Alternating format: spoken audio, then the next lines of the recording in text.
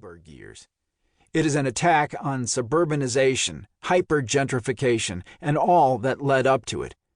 A plea for the soul of the city. This book is not a nostalgia trip, but it is about history.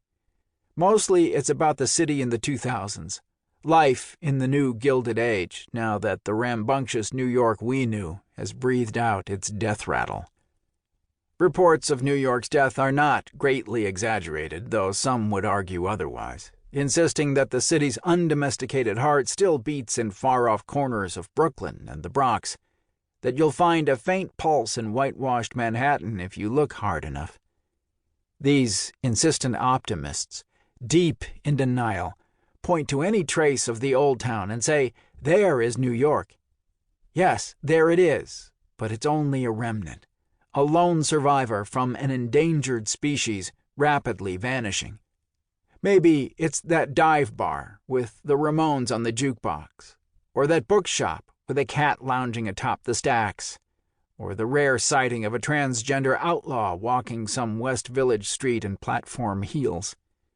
It's like finding a polar bear sweating on her melting chunk of ice, and then denying that the world is cooked because, hey, there's a polar bear. Others quote from the long history of doomsayers, the many writers who declared the city dead. The complaint that the real soul of Manhattan has already expired is a long-standing one, perhaps as old as a 19th-century Knickerbocker's pining for a mythological Dutch past, writes Brian Waterman in The Cambridge Companion to the Literature of New York. That's true.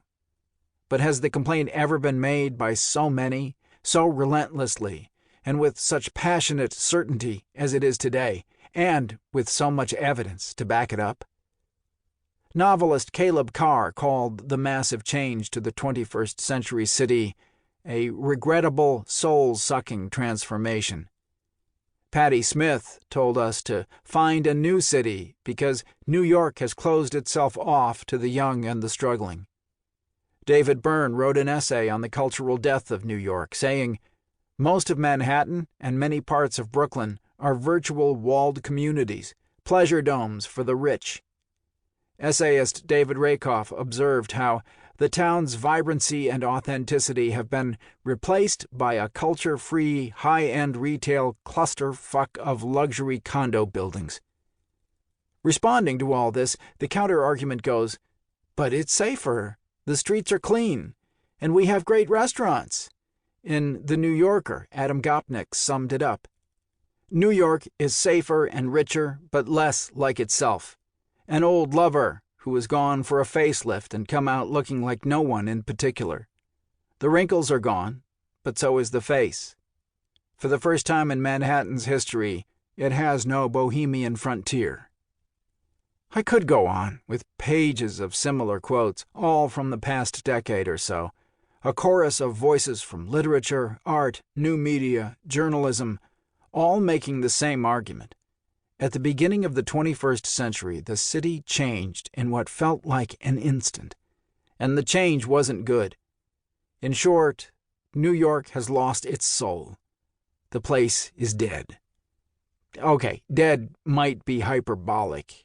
Is dying a better word? How about comatose, awaiting a miraculous revival? Maybe this shift is just another phase in the city's long and ever-changing evolution. But who ever thought New York would have a soulless period? This book, like my blog of the same name, is both a historic record and a personal document. I can't disentangle the two. As a historic record, it is filled with facts, many gleaned from newspapers, books, magazines, and blogs, as well as first-hand interviews and my own experiences.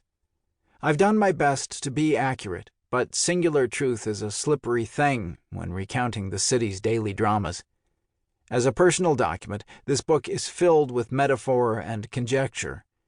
It is an emotionally inflected account from someone who lived the story and was affected by the plot. Let's not delude ourselves with fantasies of objectivity. How can anyone be objective about New York? It's not a souvenir snow globe or a designer coffee table. It's a living thing.